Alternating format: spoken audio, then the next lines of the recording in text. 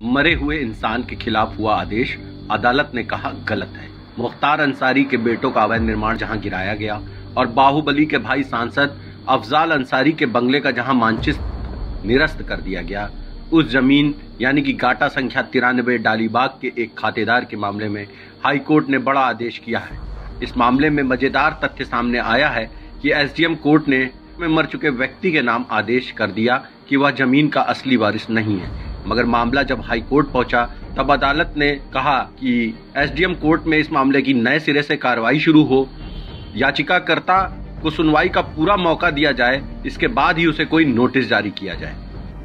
नमस्कार, नागरिक ठिकाना न्यूज में आपका स्वागत है। पिछले दिनों डालीबाग लखनऊ में गाटा संख्या 93 पर हुए निर्माण और उस संपत्ति के सरकारी होने की खबर सुर्खियों में रही थी। सुर्खियां इसलिए भी थीं क्योंकि बाहुबली विधायक मुख्तार अंसारी और उनके बड़े भाई सांसद अफजाल अंसारी का बंगला इसी जमीन पर था। मुख्तार अंसारी के बेटों का कुछ निर्माण था जो कि अवैध था और उसको लखनऊ विकास प्राधिकरण ने ध्वस्त करा दिया था। उसके बाद में गाटा संख्या 93 पे जो और भी खातेदार थे उन पर भी एलडीए की ओर से नोटिस भेजा गया कि उनके निर्माण गलत हैं। अफजाल अंसारी के बंगले का जो मानचित्र पास था उस मानचित्र को एलडीए ने निरस्त कर दिया। निरस्त होने के बाद अगली कार्रवाई से बचने के लिए अफजाल अंसारी हाईकोर्ट गए। हाईकोर्ट ने उस मामले में स्टे दे दिया, तो फिलहाल उनका बंगला टूटने से बचा हुआ है। इसी मामले में एएम कालरा नाम के एक खातेदार हाईकोर्ट पहुंचे। सिंगल बेंच पे जस्टिस जसप्रीत सिंह ने उनकी सुनवाई की। सुनवाई के बाद जो जानकारी कोर्ट को दी गई उसमें यह पता चला कि एएम कालरा जिस जमीन पर काबिज हैं उस जमीन की खातेदारी को एसडीएम कोर्ट ने खत्म कर दिया और यह कह के खत्म कर दिया कि यह निष्क्रांत संपत्ति है। निष्क्रांत संपत्ति से अर्थ यह है कि जो लोग पाकिस्तान चले गए थे और भारत में अपनी जमीन छोड़ गए थे, उसमें दो तरह की संपत्तियां थी, एक निष्क्रांत थी और एक शत्रु संपत्ति थी। निष्क्रांत संपत्ति 1970 के बाद जो लोग गए उनकी है और शत्रु संपत्ति उनकी थी जो 1947-48 में चले गए थे। अब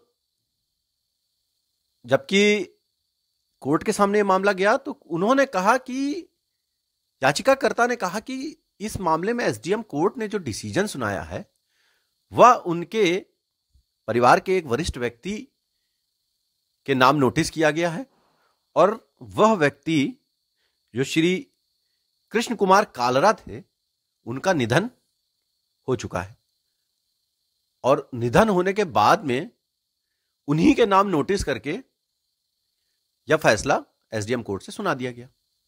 इस पर 9 जनवरी को हाईकोर्ट की इस सिंगल बेंच से एक बड़ा आदेश हुआ है। हाईकोर्ट ने साफ कहा है कि यह आदेश जो कि एक मृत व्यक्ति के नाम है इसको नहीं माना जाएगा। एसडीएम कोर्ट को इस पूरे मामले की दोबारा सुनवाई करनी पड़ेगी। दोबारा सुनवाई करने के बाद में इसमें एक नया फैसला देना होगा। इस मामले में याचिकाकर्ता की पूरी सुनवाई होनी सुनिश्चित हो, यह भी अदालत ने आदेश करा है। मगर अदालत ने इस मामले में एक चीज यह भी स्पष्ट की है कि यह आदेश केवल इसी याचिकाकर्ता के लिए है, ना कि किसी अन्य के लिए। अगर ऐसा कोई और मामला गाटा संख्या 93 पर हो तो उन लोगों को अलग अलग अपनी याचिका लेकर हाईकोर्ट आना पड़ेगा। इस याचिका में हाईकोर्ट ने यह भी स्पष्ट किया है कि वे एसडीएम कोर्ट के आदेश को गलत या सही नहीं कह रहे हैं।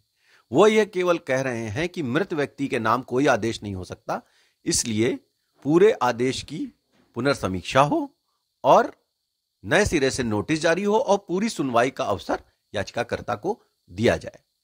डालीबाग के गाटा संख्या 93 के मशहूर मामले में एक नया मोड़ आया है। हाईकोर्ट ने फैसला दिया है कि इसमें मरे हुए व्यक्ति के नाम पर जो आदेश हुआ है उस मामले में दोबारा सुनवाई एसडीएम कोर्ट करे। एसडीएम कोर्ट को नए सिरे से याची को सुनना होगा, जिसके बाद में हो सकता है कि इस मामले में कुछ अन्य लोगों के याचिका पर भी हाईकोर्ट फैसला दे। ऋषि मिश्रा, नागरिक ठिकाना न्यूज, लखनऊ।